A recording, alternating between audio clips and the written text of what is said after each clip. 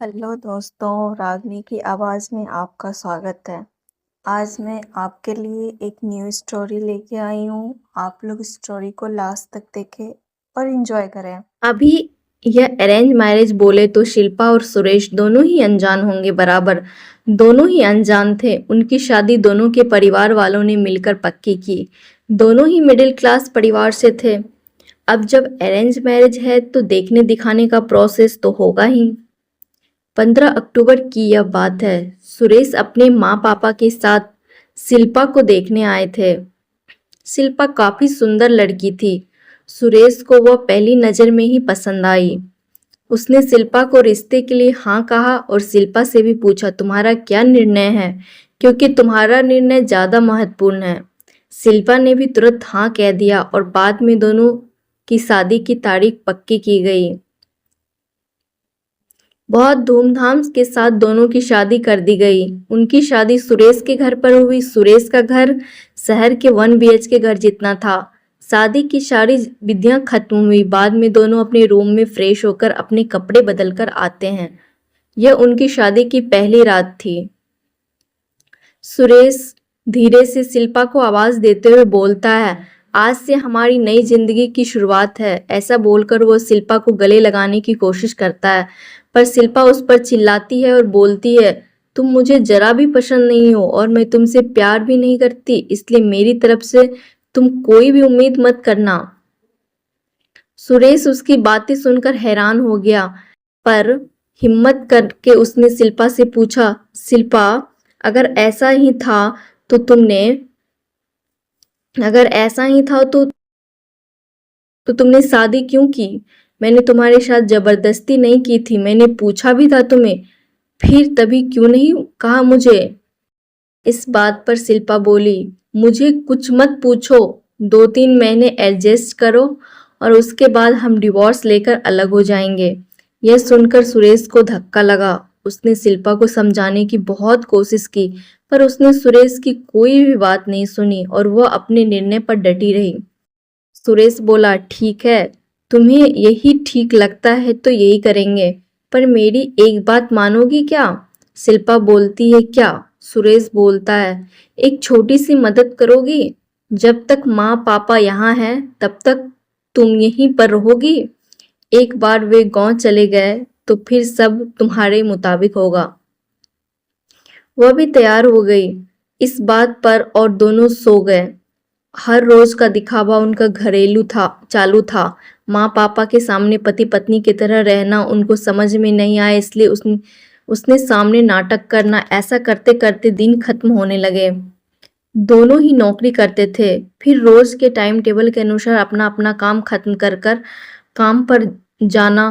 सुरेश रोज शिल्पा से प्यार से बोलने का प्रयास करता था, पर शिल्पा सुरेश को अनदेखा करती थी, क्योंकि शिल्पा की एक ही इच्छा थी कि उसे जल्दी शादी नहीं करनी थी।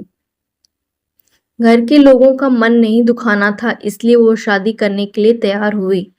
पर शादी करने के बाद भी वो फिर से अकेली रहने का विचार करती थी, क्योंकि उसे खुद खुद की लाइफ किसी के साथ शेयर नहीं करनी थी। जैसे जैसे उसके दिन धकेल रहे थे, सुरेश उसे हमेशा अपनी पत्नी का दर्जा देने का प्रयास कर रहा था, पर शिल्पा कभी भी सुरेश को पति का दर्जा नहीं देती थी। एक दिन फर्श पर पानी गिरा हुआ था, तब शिल्पा के पैर उस पर अचानक से फिसला और उसका पैर फ्रैक्चर हो गया। सुरेश तुरंत उसे डॉक्टर के पास लेकर गया, उसका इलाज किया। डॉक्टर ने कहा कि पैर पर जरा भी जोर नहीं देना। उसकी देखभाल करने के लिए सुरेश ने कमर कस ली।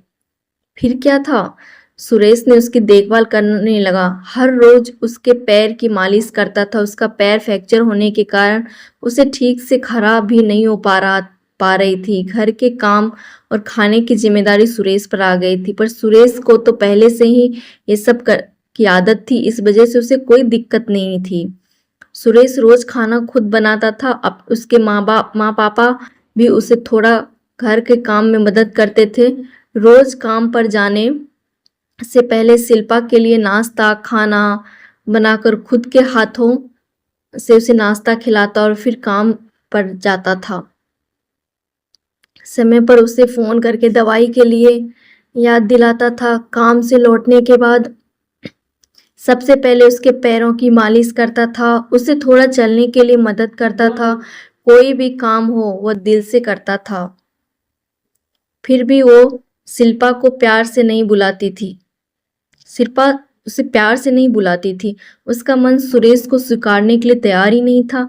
एक दिन शिल्पा की सहेली उसे देखने आई। उसकी तब बातचीत चल रही थी। तब सुरेश दोनों के लिए नाश्ता बना कर लाया। फिर वह शिल्पा से बोला, मैं जरा मार्केट से होकर आता हूँ, थोड़ा सामान लाना है, तुम दोनों को कुछ चाहिए तो बता दो। शिल्पा बोली, नहीं नहीं, अभी कुछ नहीं चाहिए, तुम जाकर आओ। शिल्पा की सहेली को सुरेश के ऐसे नाश्ता लाते देखकर धक्का लगा। उसने शिल्पा से पूछा, शिल्पा घर के सारे काम तुम्हारे पति ही करता है क्या? शिल्पा ने कहा, हाँ वही देखते हैं, मेरा पैर फ्रैक्चर होने के बाद से। शिल्पा की सहेली ने शिल्पा से कहा, तुम बहुत खुशनसीब हो जो तुम्हें इतना प्यार करने वाला पति मिला है।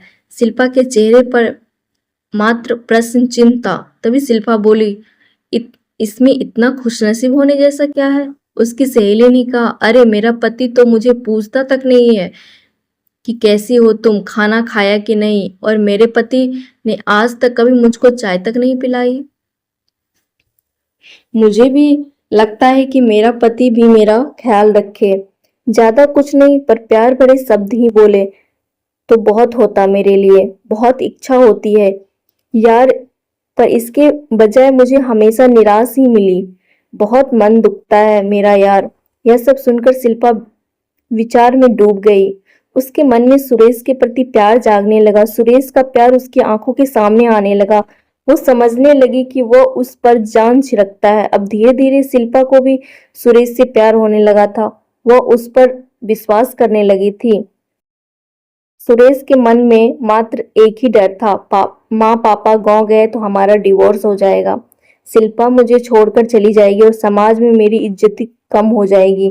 तभी माँ पापा सुरेश से बोले, अभी हमें गांव जाना चाहिए, थोड़े दिन रहकर खेती वगैरह करके आते हैं। सुरेश उसको जाने नहीं देना चाहता था, पर उनकी डिवोर्स के बारे में बता नहीं सकता था। सुरेश सोच रहा था, अभी शिल्पा से सब कैसे पूछे, कैसे बोले उसके साथ। ऐसे सोचते सोचते वो सो गया। सुबह उठता है तो देखता है शिल्पा बहुत जल्दीबाजी में थी। वह जॉब पर जाने के लिए निकल रही थी। तब जाते जाते शिल्पा बोली, सुरेश टिफिन बनाकर रखा, लेकर जाना, कपड़ों में इस्त्री करके रखा है, नाश्ता भी है, करके जाना, और हाँ आज घर पर जल्दी आना। यह कहकर वो निकल गई। सुरेश मन ही मन सोचने लगा कि जिसने आज तक एक गिलास पानी तक नहीं दिया, आज अचानक ऐसे उनसे इतना सब कैसे किया। सुरेश का मन बहुत अशांत हो गया। वह भी सब काम करके ऑफिस के लिए निकल गया। उसके मन में बस इतना ही चल रहा था, आज हमें डिवोर्स के बारे में बोलना है। शाम का वक्त होता है। शिल्पा के बताने के अनुसार सुरेश जल्दी घर आता है। शिल्पा ने खाना बनाकर सब काम निपटा कर रख दिया। घर पर आते ही उसने चाय दी। यह सब सुरेश के लिए नई बात थी। चाय पीते पीते सुरेश धीरे से शिल्पा से पूछता है, शिल्पा तुम ठीक तो हो ना? तुमने निर्णय तो लिया ही होगा ना, मुझे छोड़कर जाने वाली हो इसलिए सब कर रही हो ना? इस पर शिल्पा बोली, मैंने अपना फैसला ले लिया है और मैं कहीं भी नहीं जा रही हूँ।